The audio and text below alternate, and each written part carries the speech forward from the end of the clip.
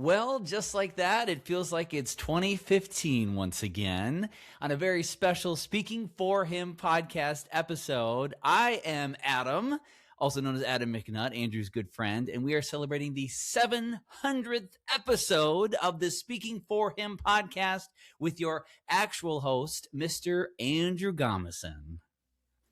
I am so glad to be with you, Adam, and also to have my new co-host, James Wisniewski, with us as well. We have a lot to celebrate today, but I just have to correct you, Adam. It's not 2015 again. It is 2012 again. Yeah. Because it was October 8th of 2012 when we started this madness in the studios of JQ99, and now we're sitting here at episode 700.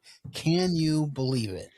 Dude, it's amazing. I can still remember back to that first day, and we were in the studio. We were looking out the window, talking about getting started, and then we fired it up. And I'm not kidding you. It seems like we started, and all of a sudden we blinked, and almost 14 years and 700 episodes has gone by. Many of them, which I got to be part of and a co-host when this all started the first several years. And gosh, what a blessing it was and continues to be. I think, Adam, that you were a part of at least 260, maybe a few more, if you count the recurring visits you made to the show. So I'm extremely grateful for all the effort that you put into it.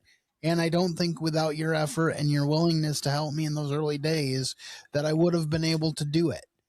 Because truth be told, I actually tried to launch a podcast by myself before I got involved with JQ, but the episode didn't come off very well, and I gave up very quickly.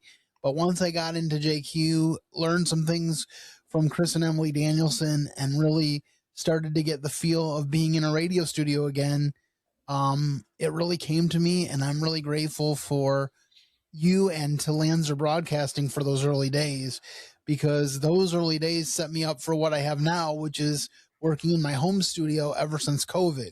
So to think that my podcast has gone through 3 co-hosts and COVID and is still going strong, that's pretty amazing.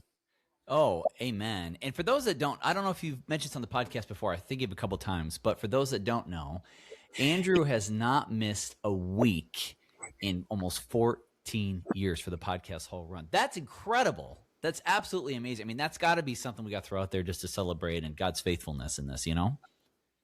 Yes, I have never missed a week, and I'm just very thankful to God that every time I hit a wall, He has provided me with content. I remember kind of hitting a wall and then getting the idea to start profiling the shows at Master Arts Theater, which for those who don't know, and maybe aren't from West Michigan, it's a local community Christian theater, and I talk to the actors and the directors about the shows and about how they can be a positive impact on us as believers and how we can impact others through theater and the arts. And then I also came up with the Speaking for Him book club as a result of one of the walls that I hit. So God has been so faithful to help me through all of those roadblocks. And like I said, because of that and because of the faithfulness of so many who pray for me and who support this ministry, here we are. So before we get into highlights of what was, James, you are here with us again, and I'm so grateful for all of the episodes you have participated in. We've done some pretty interesting shows together, but can you talk to me about what an adventure it has been for you to be a part of the Speaking for Him podcast? Yeah, I'll say this. It's definitely been an immense privilege to be able to be a part of this podcast. I still remember, I think it was about I looked at it recently. It was a little less than 2 years ago, but just close to 2 years ago that I first was on one of these milestone podcasts. I think it was for the 600 episode celebration.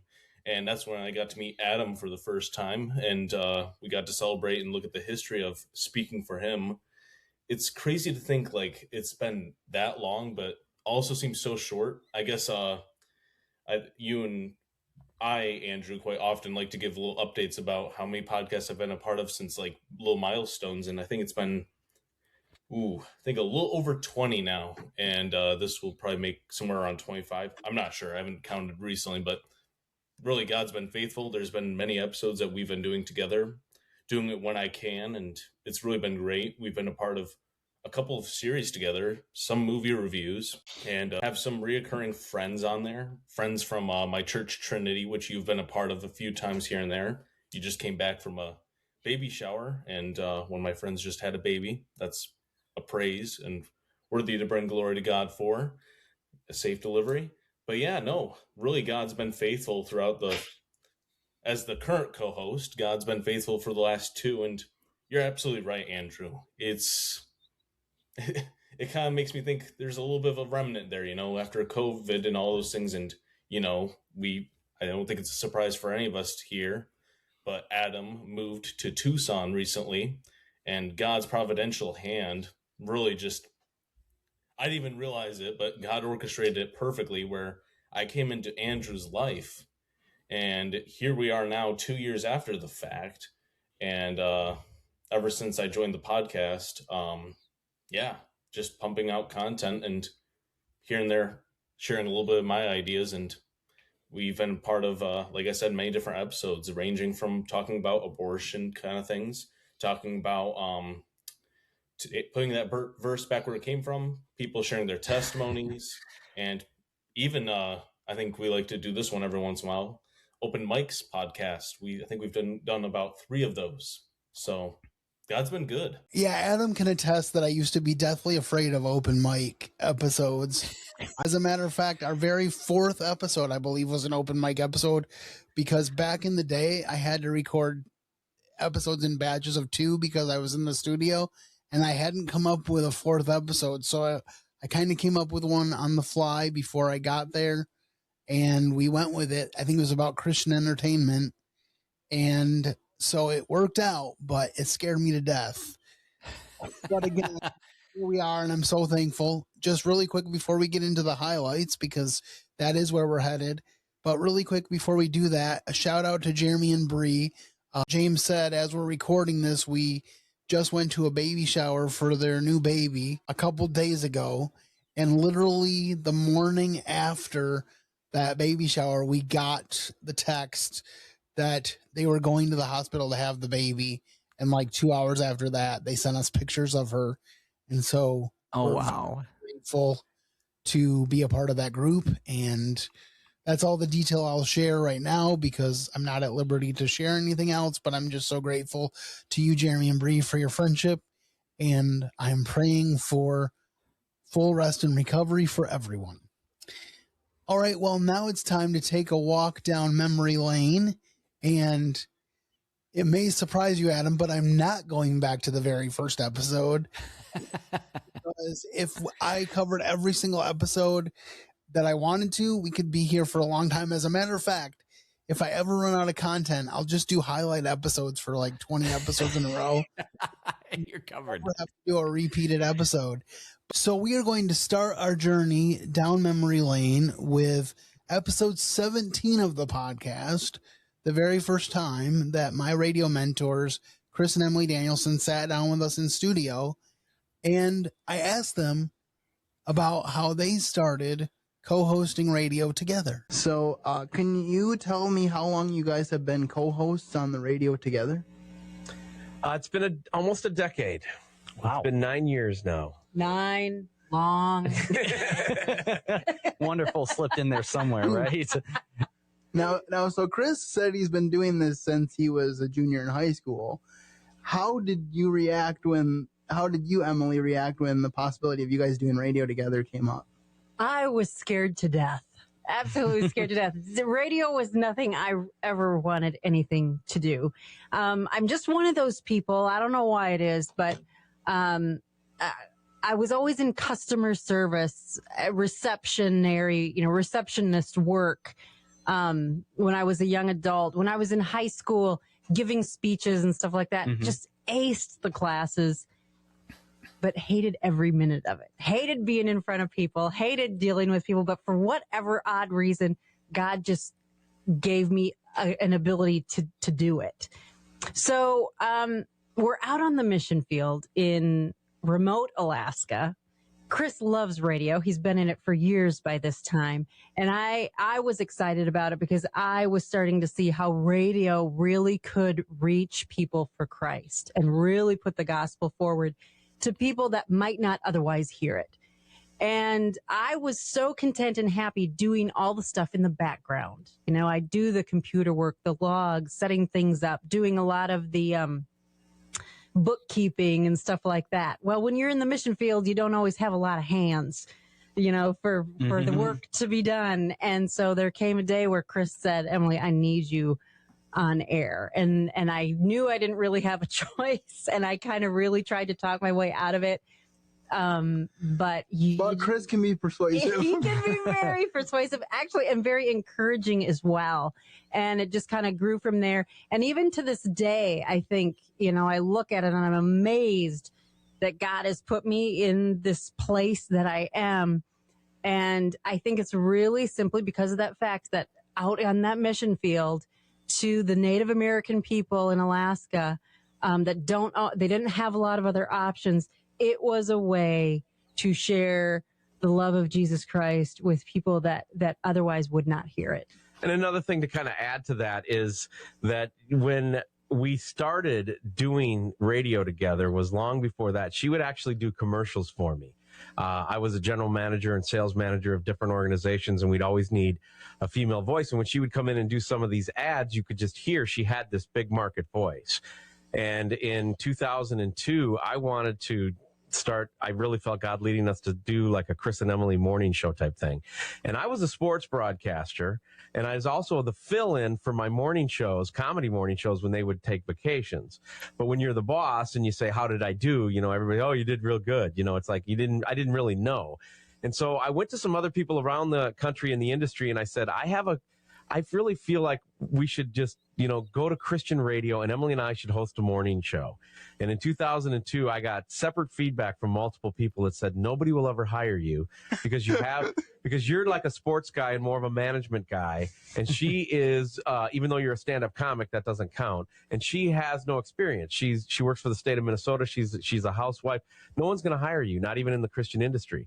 So when this opportunity for Alaska came up, I told her, I said, "We'll go out there and we'll put the show together, and we'll know if it'll work or not." And so as we get going out there, she's all, you know, for it because she's, you know, wonderful. But on the same token, when it came time to actually start doing the broadcast, she struggled really hard for the first 3 or 4 months. And I mean, it was still good. You could still tell it was going to be a good show. And so when our mission time was coming up after about 1.5 years, I knew we had something. I knew we had something that was pretty good radio standards, but it's hard when it's your voice. I'm sure you're learning that now, Andrew. It's hard to judge what you're doing on your podcast or even on our Devotions in Motion when it's yourself. But when other people give you the insight on it, it makes a difference. So we sent our tapes out to 5 different radio companies as our mission time came up, and we got 4 job offers. And one of them was to become the station manager morning show in Phoenix, Arizona, which kind of justified the big chance we took by going out to Alaska. It was like,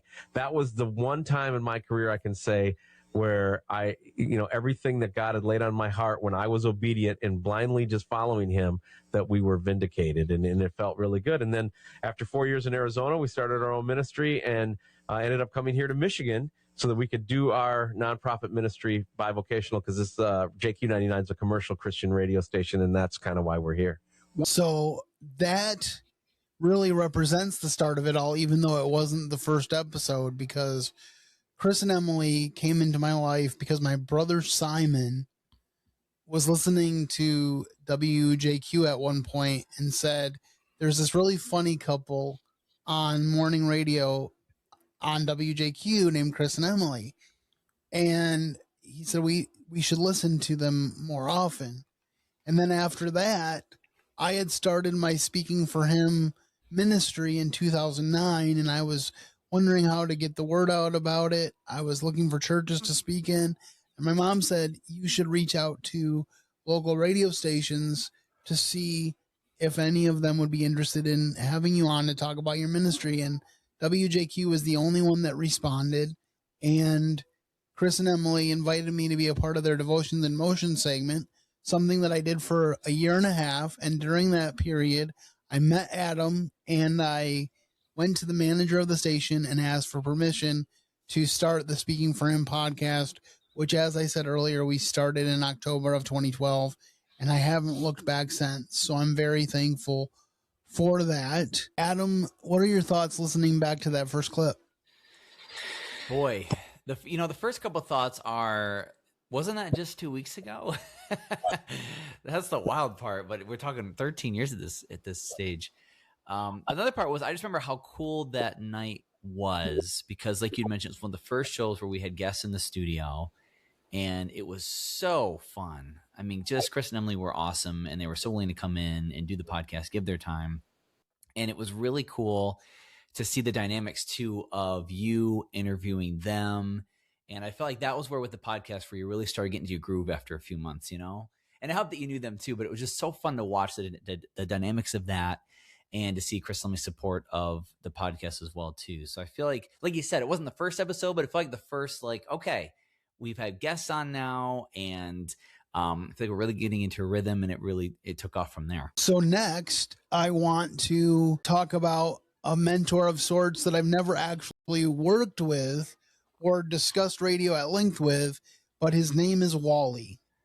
And when Adam and I started doing the show, one of the things that was on the air during the time that we would be recording, or shortly thereafter, I can't remember the exact timing, but every evening, I think on my way back from the studio, I would be listening to the Wally Show on WJQ, because he was first doing Total Access, then he pivoted to the Wally Show, but they sent the show to WJQ and had it in West Michigan that way. And so I really liked this show, and I had a dream of going to see him and interviewing him about radio, and that dream came true in 2015. So you didn't know why, but you mentioned 2015 for a reason. That was the year that I met Wally. So here's a clip from episode 149, A Visit with the Wally Show. And you kind of alluded to this earlier, but can you tell us a little bit about your radio journey? What was it that propelled you to want to do radio in the first place? I failed at everything else in life. That's how most people end up in radio. Now, I graduated UCF, University of Central Florida, with a degree in communications, but it's like organizational communication, had nothing to do with radio.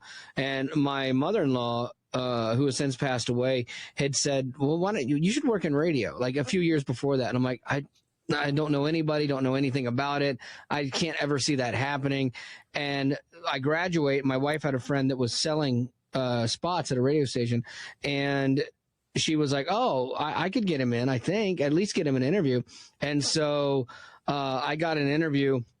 And I actually got noticed in my interview because I had sent a brown paper package with like just their address, no return address, written, like wrapped up in, a paper bag. And I'd put like this clown music box in it. And so when you opened it up, it said, I had a note, the clown would pop out, ding, ding, ding, ding, ding, pong, and it had a note that said, I heard you like people that think out of the box. How's this? And the problem was, when I sent this to them, there was something in the box that was like ticking, like the thing, and they had just fired a disgruntled employee, so they had to evacuate the building for my resume box, which was awesome. So they remembered me, which was great, but I totally, they thought it was a bomb. And so I got hired and sold radio, and was the worst salesperson on the face of the planet. I absolutely hated it, but I had done some TV work before that. And I knew production. And so I talked my way into a job in the production department. And then from there, I wanted to do promotions too, where those people that go out and throw out T-shirts and have fun at different events where you see radio stations. And they took me on half there and half production. And so a buddy of mine that I worked with there, we came up with this character named Zippy the Happy Prize Guy that would throw prizes out and just be the life of the party kind of thing. And so that's how I started. Like, that's where I really got started. And then all of a sudden clients started asking for me and not the jocks to come out, because I made it fun. I didn't just sit there and sign autographs. Like, it was like a party with what we did. And so then the people at the radio station I worked at in Orlando were like, "Oh wow, we can make money off this, and he's kind of funny. Let's give him a show." And so I got a show, and then that led to another show and another show, and moving all around the country. And next thing you know, I'm here 21 years later. Yeah, I always find it interesting because sometimes some of these stories from the outside looking in, they seem like overnight successes. Oh no! But it's not the one night. It's not the one big night. It's the 1,001 nights before the big night that really people don't see. Dude, I've done every horrible job at a radio station. So, it's just part of it. Like for a while, I was working on a morning show making no money, but I was just happy to be on the show. And I would still do promotions at night. We used to do this gig at a club in Daytona Beach, which was like an hour or two from our office. So I would go out to that event till 1 or 2 in the morning, drive back, and then sleep for an hour, and then do the morning show, and then do my full next day. So I was working like 22-hour days, but it was like, all right, whatever. It was just, I was happy to be working in the business. I couldn't believe I was getting paid to do this nonsense, So there is my experience with the Wally show. Sadly, Adam did not get to experience that one in person. But he helped me get it on my podcast when I got back from Nashville. That remains a highlight of my podcast. And I still have an email that Adam sent me because he sent an email to Wally thanking him for giving me the opportunity. And Wally sent him a response. And I still keep that email as inspiration to keep doing what I'm doing. So it meant a lot. I love Adam, that. This next one, you may guess when I tell you that it might have the possibility to make you hungry. So this last episode with Wally was episode 149, and now we are fast forwarding to episode 256, which is titled Sell More Chicken. And this was when Adam and I had the opportunity to interview the very first Chick-fil-A general manager in West Michigan. But I became exposed to Chick-fil-A about 20 years ago when I was living in Fort Wayne, Indiana, and I met the local operator, the owner-operator. He and I had both moved our families to Fort Wayne at the same time, and we met at church. And we were both families independently. We didn't know each other, but we kind of found this church in Fort Wayne, and I was like, what's this Chick-fil-A thing about? Growing up in Indiana back in the day, Chick-fil-A was that place in a mall.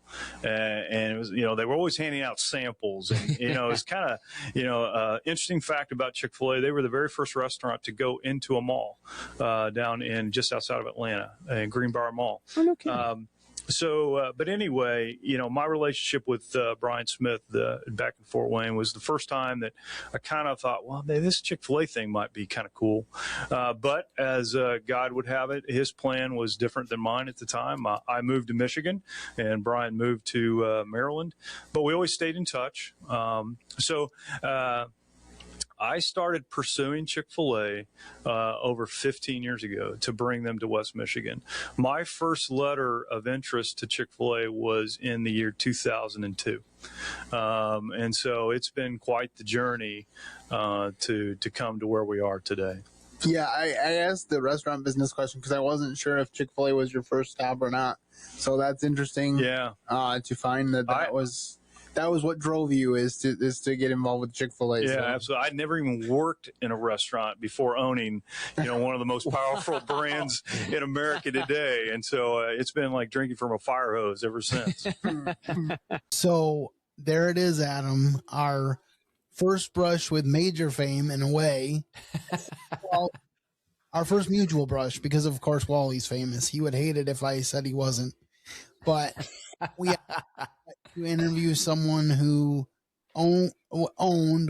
actually managed a Chick-fil-A, because all Chick-fil-A's are owned by corporate. So let's be proper here. But he got to be the first manager of a West Michigan Chick-fil-A. And here's the irony about Chick-fil-A is that there were so many times when I would go to Indiana or somewhere else where a Chick-fil-A existed before we came to Michigan. And I'd be like, let's go to Chick-fil-A to eat. But when was the time I most traveled? Because I'm in ministry, the time I most traveled was on Sundays when Chick-fil-A is closed. So that didn't work most of the time when I wanted to eat there on my travels. So then Chick-fil-A came to West Michigan, and now there's pretty much one on every corner. I exaggerate slightly, but they're everywhere. And we are thankful. So this next podcast clip that I want to share with you is when I got to interview a dear friend named Linnell Pierce, who made her name as a Christian singer. She started out on Children's Bible Hour as a young girl and then embarked on a solo career. But then God changed her focus to teaching the Bible and sharing Jesus in that way. And it was just such a privilege to bring her story to my audience. And this is episode 345, Experiencing Jesus with Linnell Pierce. I mention these episodes because I definitely would like you to experience the full episodes. I think they would be blessings to you. And I will have the links on my blog for this episode as well. But here's Linnell. When I first reconnected with Linnell, one of the things I told her was that I was looking forward to singing with her again. And she said that she's not able to sing as she used to because she had a medical issue, which makes that difficult. So could you talk a little bit about that journey and how God led you through it? Yeah, I know it. I'm so known. I sang for 52 years. And so that was all I did. That's what people knew me for. And it was about 5-6 years ago when I was singing, I could feel that something wasn't quite right. And you know your voice so well, when you've done it for so long. And so I went to find out if there was something, if it was just they were wearing out. Could easily be after so much hard singing and for so many years. I thought maybe it was just wearing out, and it was discovered that my vocal cords were still very strong. However, I had developed a neurological problem in the two muscles that make the vocal cords work, and it's got a long name. It's called spasmodic dysphonia, and it means that the muscles that cause your cords to work, they don't work well. They vibrate. It's kind of like similar to Parkinson's. And as you would see someone with Parkinson's have a shaking in their hands or a tremor, I don't have that, but the same thing happens to these two little muscles in my throat. And when they tremor like that, the vocal cords don't work. And so I found it was so wonderful. And here again, and I don't need all those details, I'm sure you don't, but again, the hand of God had me to the right doctor in Chicago, and he knew within 30 seconds what I had. And he said to me, I can help you. There's no cure because it's a neurological problem. I have a procedure that I can give you, and you can have it every 3 months, and it will keep you. And then he said, either talking or singing. What do you want to do? Talk or sing? And that was when I realized that my singing and talking are on two different mechanisms. And I said, well, of course I want to talk. And so he gave me my first treatment there in Chicago, and the treatment took probably less than 30 seconds. And he said, I'm sorry to tell you, but your 52-year singing career is now over. It was that quick. I didn't even have a chance to go home and sing I Bowed on My Knees one more time or something. It was over. And Andrew, I got to tell you, because I respect you so much and the way you love the Lord and you live your life for the Lord. And I'm a firm believer that everybody has something, and something that the Lord uses to keep us humble before him, to keep us clinging to him. And I didn't realize how much I depended or thought I needed my voice to be who I was. I thought my identity had to be my singing voice. And I think the Lord had to show me, no, Linnell, it's not your singing voice. It's your heart. It's not having all the mechanisms of your body working perfectly. It's your heart and what's coming out of your heart. And so my singing voice was done, and how the Lord, and I knew I had a choice. I had a choice to take this, and it's not a complicated choice. The Lord isn't complicated. He gives you one of two choices. You're going to go down in self-pity and feel sorry for yourself and blow everything that he can possibly do through you despite, or you can say, okay, Lord, I'm available. I'm still available to your service and however you want to use me. And that was the choice I knew I had to make. And in all honesty, I've never shed a tear from that day to, even though singing was my life and in 30 seconds it was over. And I couldn't have my farewell year like many singers do. It was done. And I never have shed a tear because with all my heart, I either had to believe that God was able to still use me or that he really didn't do what he promised. And I knew that wasn't true. And so I clung to the fact that he had something else for me. And boy, have I seen that to be true.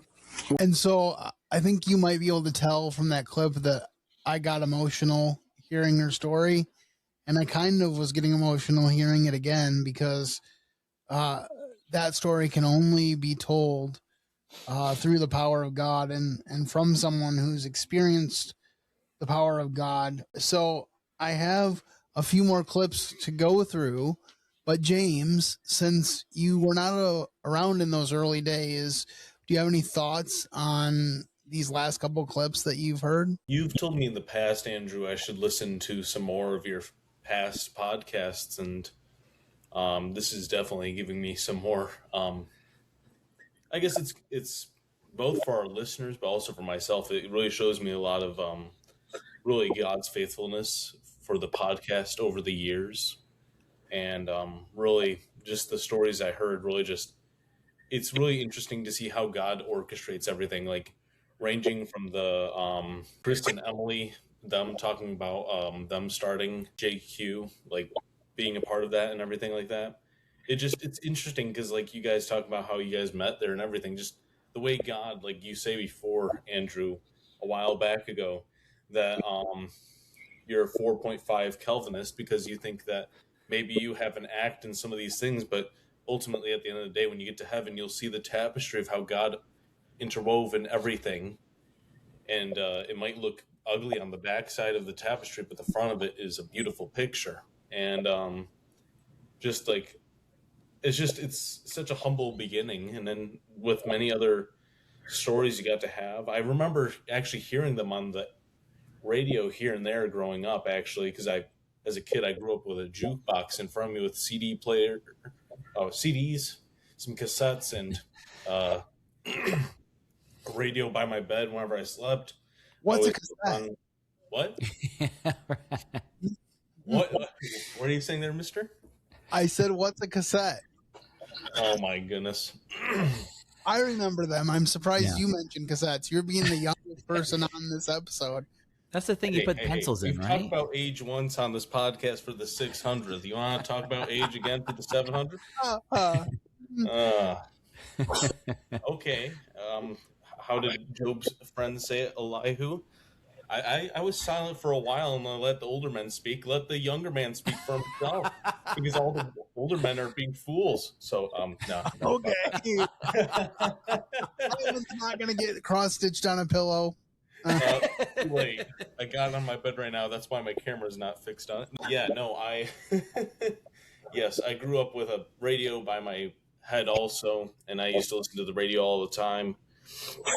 And one of the things I remember listening to them, and I also remember even hearing Wally on the Wally Show every now and then, but not as much as I would. Yeah, I don't really remember it too much, but I do recognize his voice a few times here and there when I was hearing it, and just to hear about,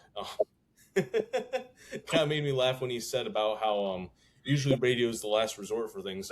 Well, I guess I heard that very early on in my life, so roll raggy. I guess I'm already down that path when I was about like 13 when I first was told I have a good radio voice. Man, I'm doomed. And it begins and ends with being on the Speaking for Him podcast. It's really kind of cool to hear all that stuff, Andrew. And with the Chick-fil-A one, that was great to hear too. I was just about to show off that I have a Chick-fil-A gift card on my desk here. Hey. Just shows you that Chick-fil-A is now available in West Michigan. Just hearing the story of that. And just the way God wove that into everything. I remember hearing about it on the 600th a little bit, but it's kind of cool to hear it again because I remember, I don't know, it's one of those things you just take for granted. And then the last one, just the woman talking about her voice. I've heard your testimony now, Andrew, probably about 4 to 5 times, and I always get a tearjerker whenever you share it, but it really does make me think of what you say often about how you used to think that you were useless, but you're convicted of that passage where God says to Moses, who gave you a mouth? And it really makes me think of you, but also it's kind of like my mindset whenever I go about life, that if I go to sleep at night and I don't wake up, I get to be with my maker. But if I wake up, I get to serve him, but also get to know him more and proclaim his name to others. But also on top of that too, my job is not to convert people, but to be faithful, like a servant to his master. Amen, James. And that's really what Speaking for Him has been all about. And that's what having 700 episodes in the can is all about. It's just being faithful to what God has called me to do.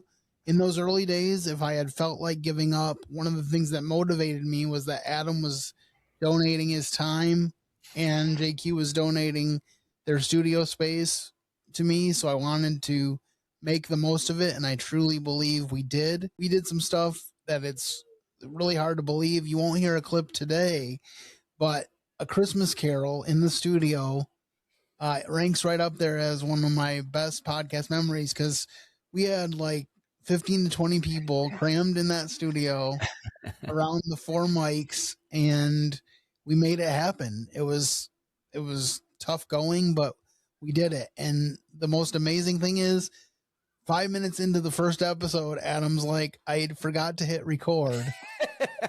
That's right. Yeah, I was almost the producer of Christmas Past, if you know what I mean. So glad we fixed that real quick. Unfortunately, he caught it early enough on that not too much energy had been expounded. Well, let's jump right back into our highlights. And this one is from Jason Romano, who used to work for ESPN. But in this clip, he talks about how he pivoted to working for the Christian sports show, Sports Spectrum. So now you're at ESPN. You're kind of at the pinnacle of success in your chosen field because of where you're at. But you decide to pivot to Sports Spectrum. And I have to say, it's kind of been an interesting journey with me with Sports Spectrum, because I used to listen to it when it was a radio show. Yeah. And then it went away for a while. And then all of a sudden, I don't even remember exactly how I realized it was back. But it came back as a podcast. And then I've listened to a lot of episodes over the last year and a half or so. You do a lot of episodes, so it's hard to keep up with all of them. But it's almost like a radio show, in all honesty, like a daily radio show. How do you decide to go from ESPN and pivot over to this opportunity with Sports Spectrum? Yeah, Andrew, thank you. And I remember, by the way, the radio show, Chuck Swirsky was the host, and it was something I didn't listen a lot to, but I knew about. So it's kind of ironic now that, we're here in 2020 with the podcast. This was not an easy decision by any means.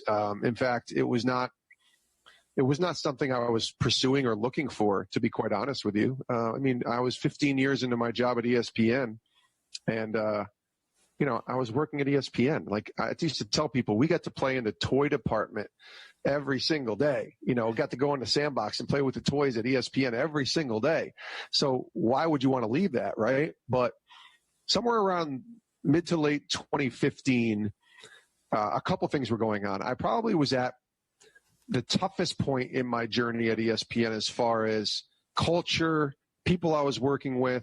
I still liked my job, but it was a rough patch, we'll say, for a couple months. Not that bad. I still loved what I was doing, but there were some things going on. I was like, man, I wonder what it would like to switch jobs.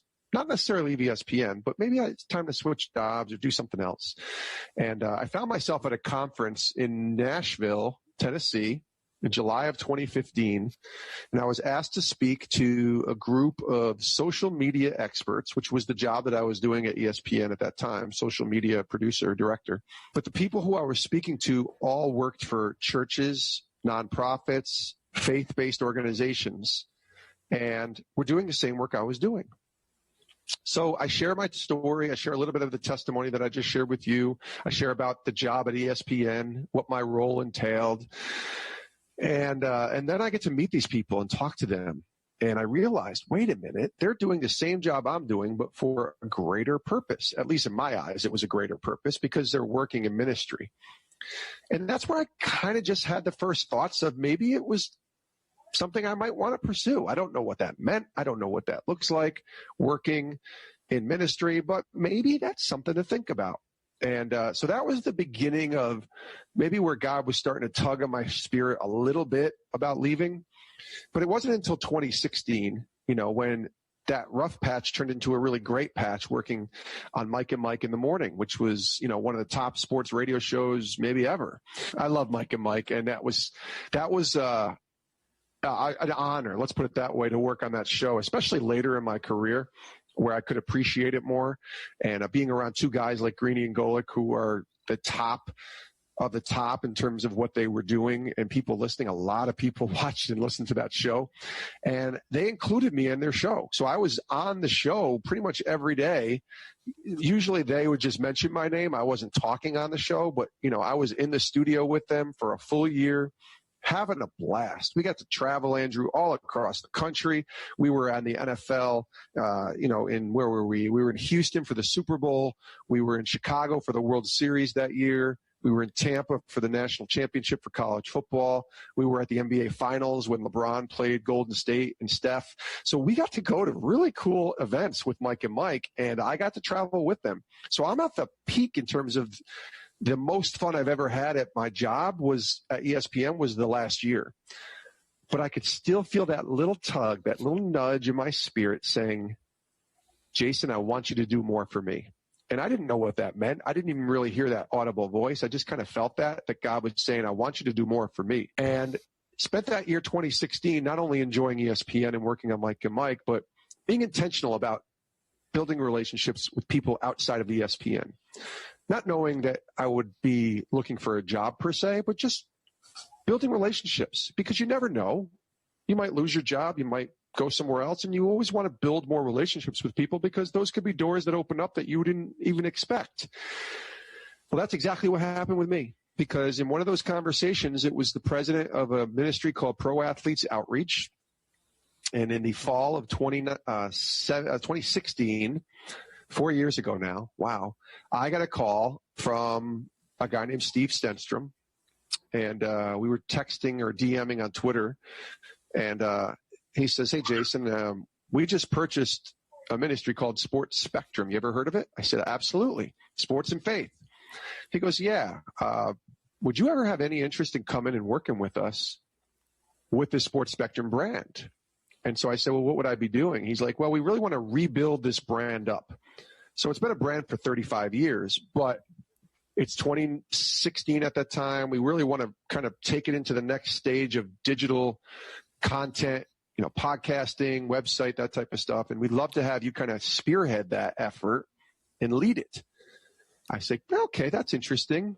Maybe this is where God wants me to go. I said, what else? And he said, well, we want you to host and produce a podcast. And I said to him, I don't think you have the right guy. And he goes, why? I said, because I haven't hosted anything. And this is the truth. I had not hosted anything since college. And that was 20 years prior. So I had worked coming out of college behind the scenes as a producer since 1997 until 2016. So I thought I was a pretty good producer, and I kind of, did my job there at ESPN and all that, but I had not hosted anything. But Steve said something to me. He goes, Jason, you worked with the best hosts sports broadcasting has to offer. Mike and Mike, Chris Berman, Bob Lee, Stuart Scott, Kevin Nagandi, Jay Harris, Sage Steele, Linda Cohen, like all of these legends, you worked with them all. So you know how to do interviews. I said, okay. And to be honest with you, Andrew, my dream when I was in college was to host my own sports show. I hadn't done that, and I kind of gave up on that dream. But God has a funny way of laughing at us when, we give up on something or don't think that there's another opportunity. And this is where Sports Spectrum came in, and I was offered a position. Now, let me explain the scenario here. It was a 40% pay cut. It was no benefits. It was leaving the ESPN Disney giant, right? Beast that is ESPN, for this very small ministry of 12 people, which was based in Denver, Colorado, is based in Denver, Colorado. And I'm here in Connecticut. Part of the agreement in me leaving was that I wouldn't have to move to Colorado. My family was here. My wife wanted to stay here. My daughter's in high school here. We didn't want to pull all that out and move to Colorado if we didn't have to. And my boss agreed. And he's like, if you're willing to leave ESPN, we would love to have you. And so I left February 10th, 2017, which was my last day at ESPN. It's a leap of faith, a lot of prayer, a lot of discussion. I could go on for another half hour about the process of actually saying yes, but I just felt like it was from God. And I knew if it wasn't from God, the door would shut very quickly upon leaving. But the door has swung wide open since I left. Opportunities have come, writing books, hosting podcasts, building this brand up. It's been 3.5 years. We have 2 million downloads of the podcast. Our website gets traffic that reached in the couple million range last year, and continuing to build, that out, having ideas for expanding at Sports Spectrum. God's been so good, and I would not trade it for anything. I'm so glad that he called me to Sports Spectrum, and to get to talk about sports but bring Jesus into the conversation. What a blessing. It's awesome. So that was another highlight of my podcasting career, to be able to interview someone that was involved in ESPN, pivoted to Sports Spectrum. And I got to tell you, one of the hardest things about being a podcast host is reaching out to people, asking them to be guests on the show, and then waiting and hoping that they care enough about who I am that they actually want to be interviewed by me. And Adam can attest to the fact that I have complained to him about this in the past. And there have been certain people, Karen Kingsbury comes to mind, where I have to gently and persistently ask them for an interview until I finally get it. And then sometimes, like with Jason, I get surprised by the fact that he doesn't have people, that when I actually emailed him, I emailed him in person and was able to secure an interview very quickly. And it remains one of the definite highlights of my broadcasting career that I got to interview him. And that is episode 415, Lessons on Trust, from Jason Romano. This next one comes from one of our other highlight shows. This was the one we did remotely, number 500.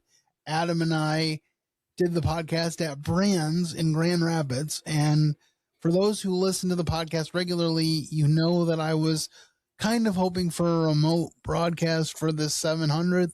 But because we're sitting here in the winter, I thought it would be wise to not do that. And instead, I am hoping sometime in the spring or summer to do a book signing event / reading of my play about Jesus that I wrote. And so please be waiting for information about that. Keep your ears and your eyes open, because information will be forthcoming as that comes together. But here is a little clip from our 500th episode.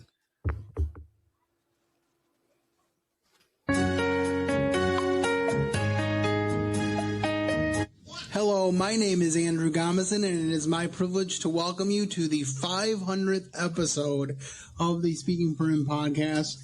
And joining alongside of me for this special occasion is my OG producer, Mr. Adam McNutt. Adam guided me through about 270 episodes before he departed the show, but we have remained very good friends. So welcome back to the show, Adam. Dude, it's good to be here, and everything's pretty much the same except location, environment, and pretty much everything else. Yes, everything's the same, but the stuff that's not. So, how have you been, Adam? Dude, I've been good. Gosh, I'm trying to think. I think it's been 3 years about since OG was in the house with you. Well, since we did it regularly, you've stopped in a few times in my home studio, as it were. But it's been probably 3+ years since we worked together on a regular basis. So yeah, it's been a while. But why don't you update us on what you're doing now and how things are going?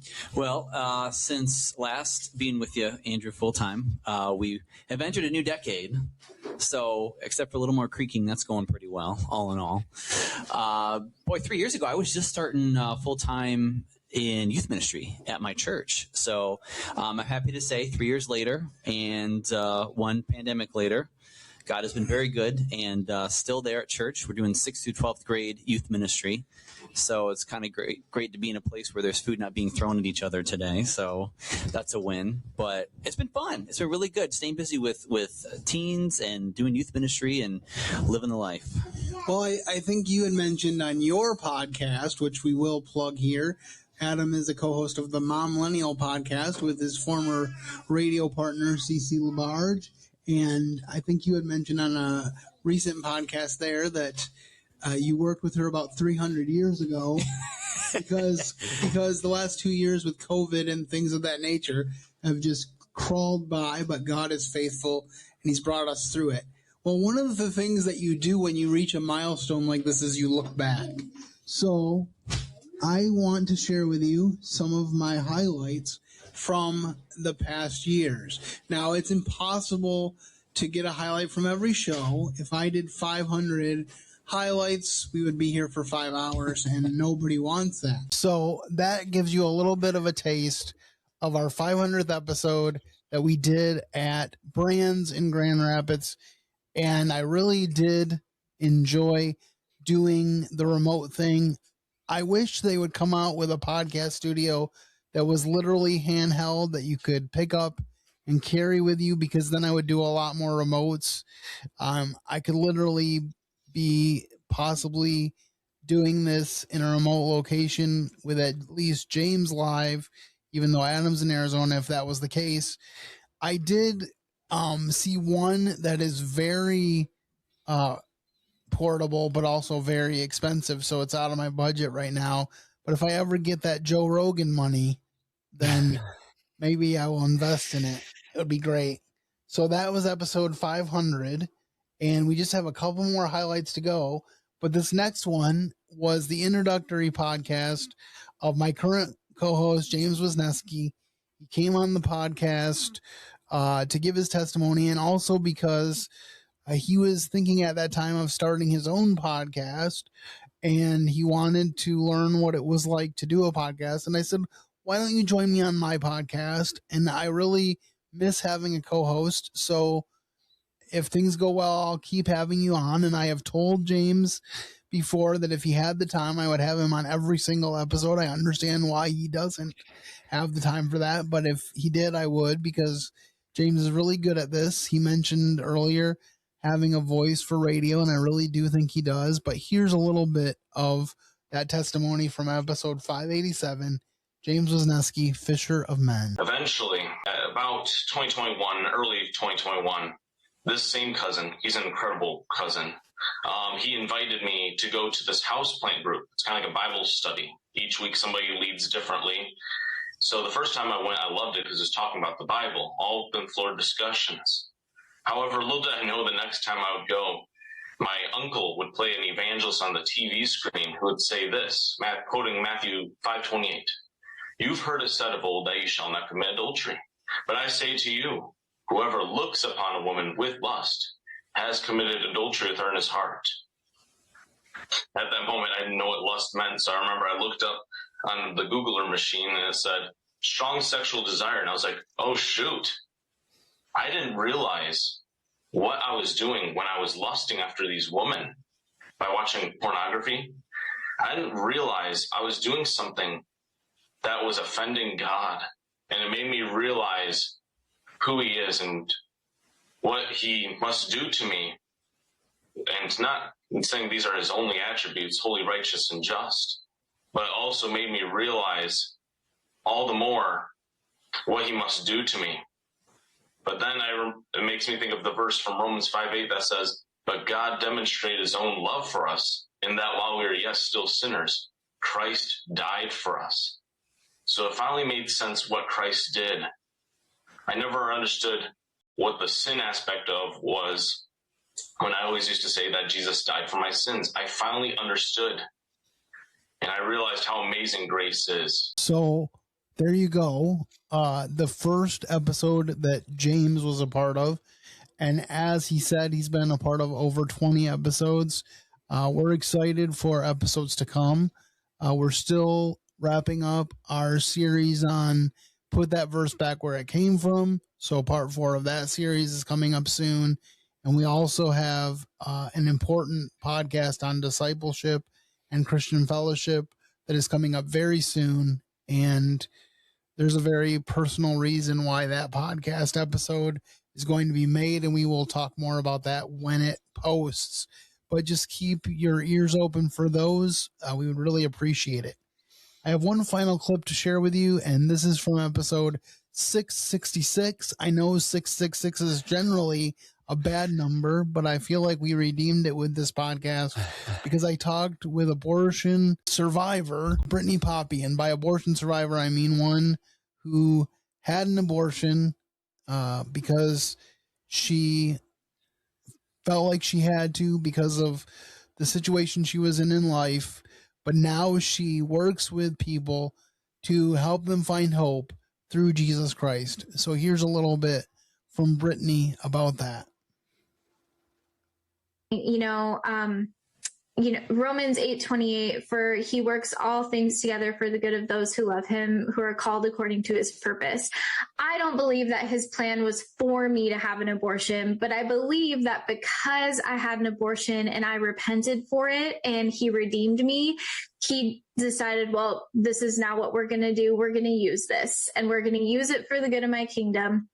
So I felt like he laid it on my heart to start a podcast. There are some other podcasts out there that do post-abortion topics, which is amazing. There's really not a lot out there. And it's hard to find resources when they're few and far between. And so I ended up kind of going all in on that and starting my podcast. And that it's been about 2.5 years at this point since it started. And we've been able to reach women really all over the globe. It's really cool to just see how God uses, and I'm sure you experience this, you having a podcast, how God uses your story in so many people's lives that you maybe don't even know. But there's people listening, and it's just an amazing way to be able to evangelize and share the hope that we have in him. Absolutely. So there you have it. My podcast highlights commemorating the 700th podcast episode of Speaking for Him. And of course, since that was just episode 666, there's a bunch of episodes that have happened before then. But as I said, I had to be selective about the episodes for this show because you could be listening for hours and hours and hours if I had a highlight from every single show. And so I tried to bring you something from each 100 shows. And it's just mind-blowing to think that I have that kind of a library to choose from. And also trying to choose favorite podcast episodes is kind of like trying to choose your favorite kids. There's a reason why I did every episode, and so they're all a little special to me. But Adam, do you have any closing thoughts on this very special occasion? I do. One thing that hit me at the last clip there, with all the ones we've heard tonight, is that those are all powerful stories, and most importantly, powerful stories of how God has moved in each of those people's lives. And I think it's so incredible the platform this podcast has been given by God to share those testimonies, to encourage who knows how many people in 700 episodes. So I just thought that was incredibly powerful, and what a privilege to be a part of it for as long as I was, and to continue to come back and visit. And just want to say, blessings, brother, and keep doing what you're doing, because those stories are so powerful, and you never know who they're going to reach and who they're going to bring either closer to God or maybe even help them meet him for the first time. Well, on that note, sharing other people's stories are is definitely one of my favorite things about this podcast. And I always like meeting new people. So whether it was like meeting Chris and Emily and you through the radio station, or whether it was meeting people like Brittany through the podcast, or whether it was meeting James at the Potter's House High School and then getting to know him as a friend and a podcast host. Either way, God has just been so good to fill my life with great people. And I'm just excited to see what the next several hundred podcasts, Lord willing, will be like. I was just thinking about the fact that because we're at 700, that I'm closer to 1,000 than I am to the first podcast. So that's pretty amazing to think of. And I was thinking about the time that I've spent recording from home, and that's been since April of 2020. So now I've recorded more episodes from home than I ever did in the studio, which is pretty wild to think about. So before we close, James, I don't know if you have the podcast notes in front of you, but I did have a quote of the day, and usually I share it at the beginning of the episode, but I was wondering if you could share that with us now, because I do think it's a good quote to end the show on. I would absolutely be more than happy to. So the quote of the day comes from Charles H. Spurgeon, and it says, "The God of the past has blotted out your sin. The God of the present makes all things work for your good. The God of the future will never leave you nor forsake you." And once again, this quote comes from Charles H. Spurgeon. James, do you have any thoughts on that quote, as well as some closing thoughts for our audience as we end this episode? Hey, thanks for letting me read it, because I was actually going to make the comment before I even read it. It really just shows how God's timetable is not constricted by time, like how God is beyond space and time, and it really just shows you, like I said previously, just how God weaves everything.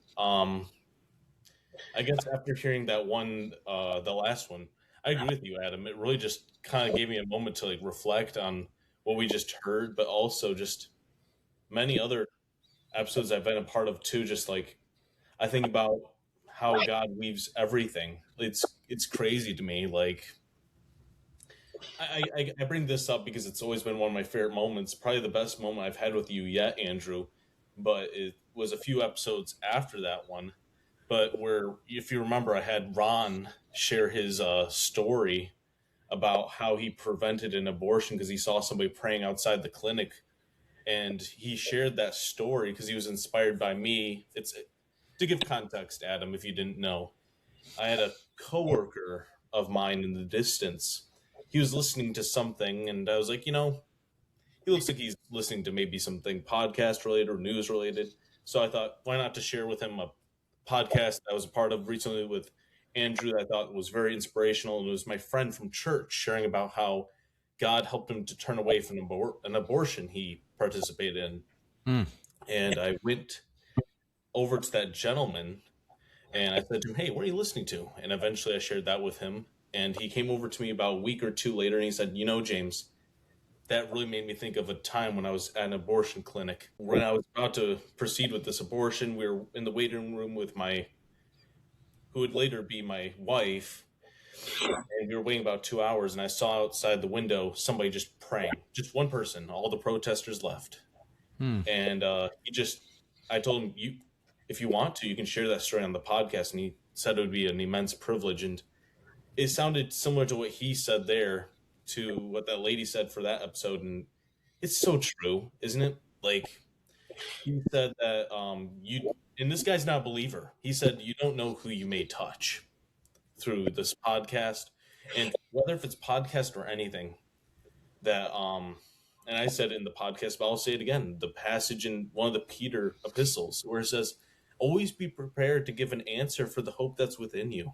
And how I feel so, I say this often, but I feel so unworthy to be a servant of the King and to bring the message of Christ. But what an amazing privilege it is to be called an ambassador, to be a representative of the kingdom and to proclaim his truth to the ends of the earth so that others too may be saved. And really, all of it is because of the love that he first showed to us, like that passage I said, right? But God demonstrated his own love for us, and that while we were yet still sinners, Christ died for us. It's that love that he first showed us that should drive us to really share it with others. And I said it before, like the immense privilege it's been for the last 15 years, Adam, 15 of, of this podcast, that God's been making a wonderful avenue of really just proclaiming Christ further. And really, it's just a wonderful medium to do that. And I guess I find it an immense privilege too, because I feel like it's one of those things I just enjoy doing on my free time. It just seems like a side hobby of mine, but little do I know that it's touching people. And it's not myself working, it's not Andrew working, it's not you working, Adam, but God through us. And like Ron said, and I'll quote what he said, you may not know what you're doing, but it speaks to people, and it shows them that God does forgive. I am so blessed to be a part of this podcast. Again, it's been going since October 8th of 2012, and it's still going strong over 13 years later. And I'm just so thankful for the people that God has allowed me to reach. Several years ago now, the day before my birthday, I actually received an email from someone in Australia that had listened. I know there are people in Spain that listen. I think there are people that I know from my church who used to live here and now live in Spain.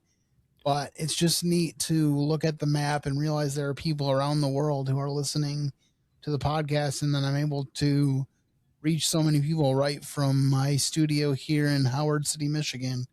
And it also is nice to be able to be here at home, because Adam remembers the days when we would record up to 3 episodes a session so that we would be prepared if there were any bad weather that prevented us from recording. And it took me a while to get in the swing of that, but nowadays I'm about 3 or 4 weeks ahead on recording the podcast, and that really just helps me to schedule and plan things out. And again, I'm just so thankful to God for giving me so many stories to tell. Telling other people's stories is truly the greatest privilege of this podcast. Well, that's all I have to share for today's episode. Again, I want to thank James and Adam for being with me. So great to have you guys. Always enjoy podcasting with both of you and appreciate your friendship both so much. I am excited about upcoming Arizona adventures. I don't know if we'll actually do a podcast while we're there, but there may be some video content to come out of that trip. You never know. But anyway, with that being said, I hope that if you enjoyed this episode, you will share it with your family and friends. The cool thing about sharing these milestone episodes is people get to hear highlights from several episodes at once, so they can get an idea of the flavor of the different episodes that I offer at Speaking for Him, and hopefully they can tune in for themselves on Wednesdays to hear the Speaking for Him podcast, and Lord willing, we'll keep it going for many weeks to come. I'm just so excited for what God has done. If you have any questions, comments, or concerns, don't be afraid to leave them at the contact information that's about to roll at the end of the show. And with that being said, have a great week. And as always, for the 700th time, keep serving the best of masters.